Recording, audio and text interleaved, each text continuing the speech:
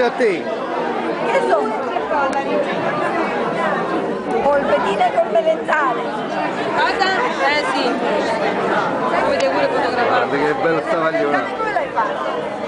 Sono le polpettine normali. No, le melenzane. Le melanzane sono fatte Fritte?